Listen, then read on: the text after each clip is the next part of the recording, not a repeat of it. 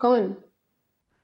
Gabriel मेरे साथ काम करता है, तो ऑफिस में होना चाहिए उसे। कोई काम था क्या? नहीं, ऐसे ही मिला रहा था। मैंने कहा अच्छा है कि बात कर लूँ, सब ये कहेंगे कि यहाँ आके सबको भूल ही गया, गायब भी हो गया जैसे। क्या सोच रही हो? कुछ नहीं। अम्मी याद आ रही है ना? नहीं सीरियसली, अगर तुम मिलने जाना चाह रही हो ना उसे तो चली जाओ, बल्कि अपनी उस कज़न को भी बुला लेना। क्या नाम है उसका?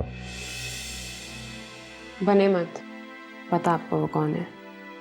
मैं क्यों बनूंगा यार, मैंने तो एक ही दफ़ा उसको देखा था तुम्हारी और नाजिया की मेहंदी पे डांस करते हुए।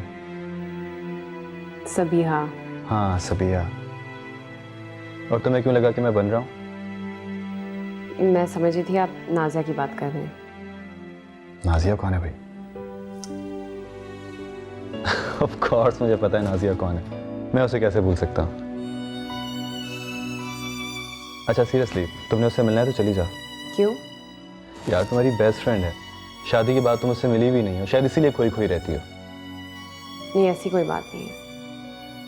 हाँ, अगर आप उससे मिलना चाहते हैं तो। मैं क्यों मिलना चाहूंगा उससे?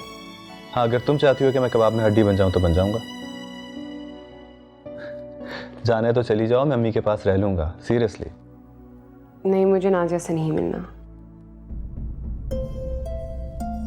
शाजिया जी? तुमने अगर मुझसे कुछ पूछना है तो पूछ लो। आप बता देंगे? हाँ पूछो। नहीं, बाज़ बातें ना कहीं जाएं तो शायद इसी में बेहतरी होती है।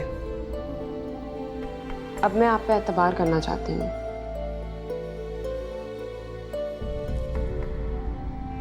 शाजिया तुमने मुझ पर एतबार किया, तुम्हारा बहुत बहुत शुक्रिया। अब मैं वादा करता हूँ कि तुम्हारे एतबार को कभी ठेस नहीं पहुंचाऊंगा।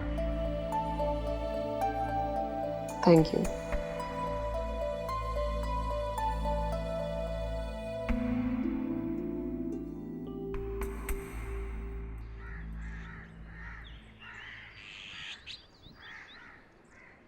मैंने तुम्हारे लिए कबाब बना के रखे थे, मैं लेकर आती। बैठे ना, आपसे बात करने के लिए मैंने ये अपनी बीवी को भेजा था उधर, और आपसे सारी बातें रह गई, आप मुझे खिलाए जा रही हैं उस वक्त। बेटा ऐसे नहीं कहते, इतनी प्यारी बच्ची है वो।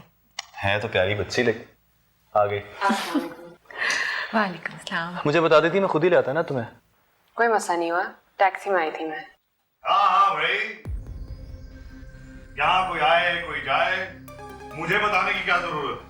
मैंने भेजा था इसको जी। वाह, क्या स्टाइल है अपने बाप से बात करने का। अपनी मर्जी चलाने लगे तुम।